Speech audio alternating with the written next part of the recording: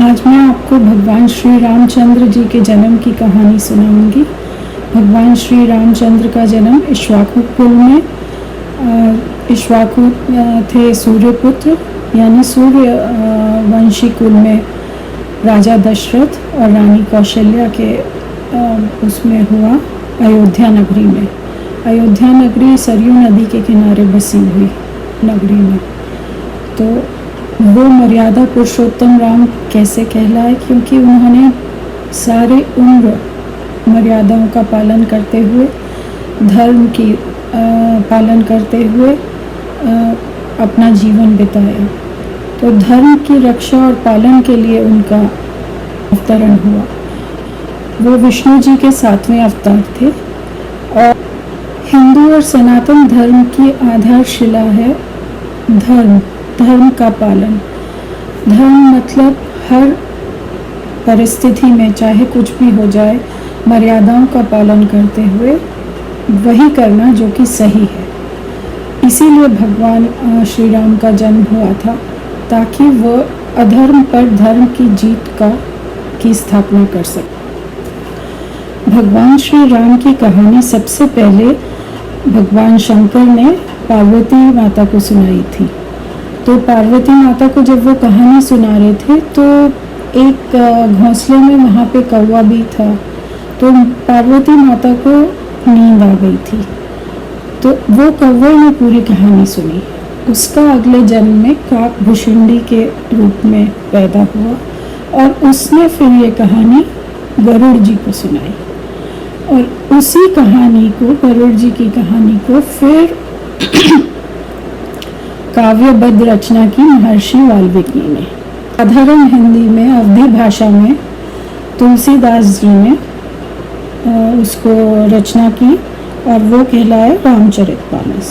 वाल्मीकि जी के द्वारा रची गई कहलाई वाल्मीकि रामायण, और जो शंकर जी ने सुनाई थी पार्वती जी को वो कहलाई अध्यात्म रामायण। भगवान श्री राम श्री विष्णु जी के 7वें अवतार थे और उन्होंने त्रेता युग में जन्म लिया, जो कि आज से 1,300,000 साल पहले ही समाप्त हो गया था। तो भगवान विष्णु को मनुष्य रूप में क्यों अवतार लेना पड़ा, इसके पीछे बहुत ही एक रोचक कहानी है। हुआ यूँ था कि रावण का बहुत ज़्यादा अत्याचार चल रहा था उस वक़्त धरती पर। धरती माता इतनी परेशान हो गई थी कि वो विष्णु जी के पास जाके कहने लगी कि धरती पे बहुत प्राणियों का बोझ है, वो सब कुछ सह लेती हूँ मैं, पर मुझसे ये रावण का बोझ नहीं उठाया जा रहा, उसके अत्याचारों का बोझ नहीं उठाया जा रहा। पर क्योंकि रावण ने एक तो उसने शिव जी की बहुत ज़्यादा प्रार्थना करके और बहुत पूजा करके प्रसन्न किया था शिव जी को। वो जब पूजा कर रहा था रावण शिव जी की, तो हर बार वो अपना एक सिर काट के चढ़ा देता था उनको प्रसन्न करने के लिए। हर बार नया सिर उग जाता था तो वो हर बार काट देता था। तो 10वें सिर कटने के बाद शिव जी प्रसन्न हो गए। उन्हें तो भोले शंकर वैसे ही कहा जाता है। तो वो प्रसन्न हो गए तो उन्होंने उसको 10 सिरों का वो दे दिया आशीर्वाद। तो वो इतना महाशक्तिशाली बन गया था। 10 सिर हो गए थे, 20 हाथ थे।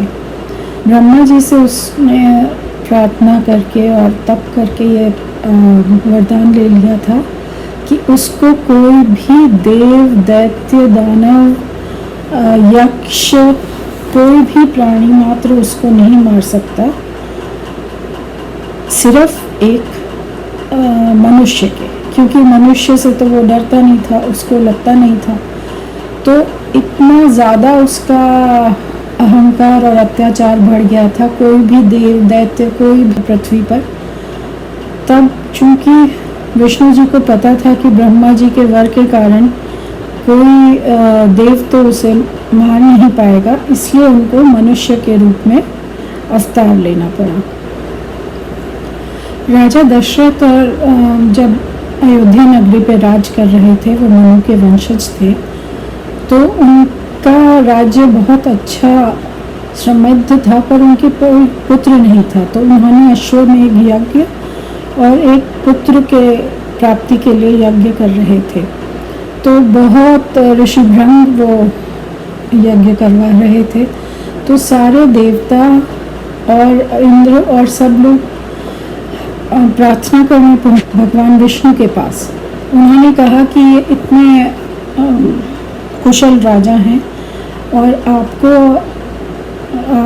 आके इनके पुत्र के रूप में अवतार लीजिए और हमारे को रावण के अत्याचारों से मुक्ति दिलाइए दान। चूँकि विष्णु जी को पता था कि ब्रह्मा जी के वर के कारण कोई देव तो उसे मार नहीं पाएगा, इसलिए उनको मनुष्य के रूप में अवतार लेना पड़ा। उन्होंने जब रावण का वध करने के लिए अवतार लेने को तैयार हुए तो उन्होंने जहाँ राजा दशरथ पुत्रेष्टि और अश्वमेध यज्ञ कर रहे थे वहाँ पे अग्नि देवता को खीर का एक पात्र लेके भेजा और वो खीर का पात्र अग्नि देवता ने दशरथ जी को दिया कि इससे आपकी पत्नियों को पुत्र की प्राप्ति होगी। तो राजा दशरथ ने आधा तो वो कौशल्या जी को दिया, बाकी आधे में से उन्होंने कैकेयी और सुमित्रा को दिया। तो उसके प्रताप से कौशल्या जी के उसमें राम जी ने जन्म लिया और कैकेयी से भरत ने, और सुमित्रा के 2 पुत्र हुए, लक्ष्मण और शत्रुघ्न। चैत्र माह के शुक्ल पक्ष की नवमी को उन्होंने अवतार लिया, जिसके लिए कहा भी गया है विप्र धेनु सुर संत हित लीन मनुज अवतार। मतलब सब सुर संतों के हित के लिए भगवान को मनुष्य का अवतार लेना पड़ा, क्योंकि उस वक़्त स्वयं मर्यादा का पालन करके समस्त प्राणियों को मर्यादा पाठ पढ़ाना था। राम जी के जीवन से जुड़ी ऐसी ढेरों रोचक कहानियाँ हैं जिन्हें मैं सुनाना चाहती हूँ, और अगर आप पसंद करेंगे सुनना तो प्लीज़ लाइक भी करें, सब्सक्राइब करें और बेल आइकन ज़रूर दबाइएगा ताकि मेरे अगले वीडियो का आपको फ़ौरन ही पता चल सके। Thank you.